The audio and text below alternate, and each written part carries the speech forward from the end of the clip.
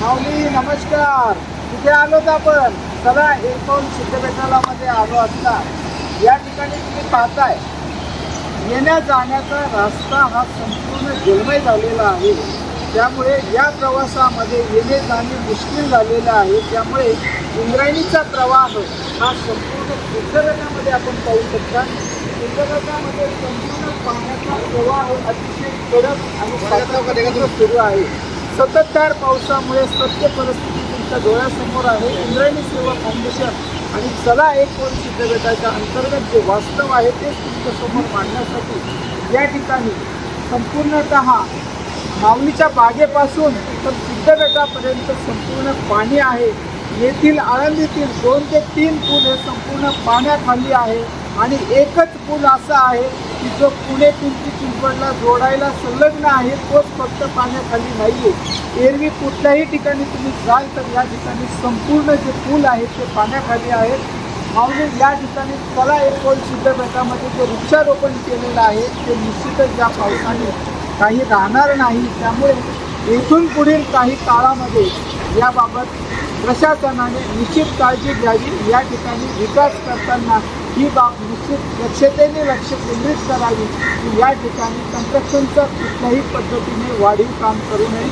धन्यवाद माऊली. या ठिकाणी सर्व लोक येऊन या ठिकाणी नतमस्तक होतात माऊलींचरणी. धन्यवाद. विठुरायाला साकडे घातले असता इंद्रायणीने स्वतःला स्वच्छ आणि निर्मळ बनवण्यात जलपर्णी मुक्त प्रवास हा इंद्रायणीचा पाहू शकता. कारण यासाठी आम्ही आषाढी वारी निमित्त पंढरपूरला जाऊन विठ्ठलाला साकडे घातले होते. इंद्रायणीचा प्रवास हा प्रदूषण विरहित आणि जलपर्णी विरहित विठुराया घडू दे आणि तो निश्चित विठुरायाने घडू दिला.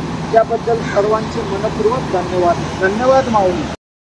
नमस्कार. या ठिकाणी आलो असता आपण इंद्रायणीचा प्रवाह कशा पद्धतीने आहे आणि कशा पद्धतीने पहिला होता या संदर्भात जाणून घेऊयात. केळगावचे माजी सरपंच दिलीप मुंगशे आहेत आणि संतोष वहिले आहेत आणि पोलीस खात्यातील गुन्हे विभागातील ज्ञानेश्वर कुराडे पाटील आहेत. तसेच सारडा धर्मशाळेतील व्यवस्थापक दिवाने महाराज आणि आमचे आवडते थोरवे सर आहेत.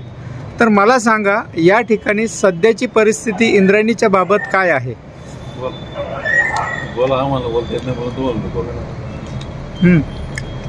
सध्याची परिस्थिती पाहता ज्या पद्धतीने नदीला हा महापूर आलेला इंद्रायणी मातेला हा साधारणतः बऱ्याच वर्षानंतर आलेला आहे आणि जे काय जलपर्णी वगैरे होती इंद्रायणी मातेमध्ये ते निसर्गाची देणगी म्हणून स्वतः ते जलपर्णी इंद्रायणी मातेने वाहून नेलेली आहे.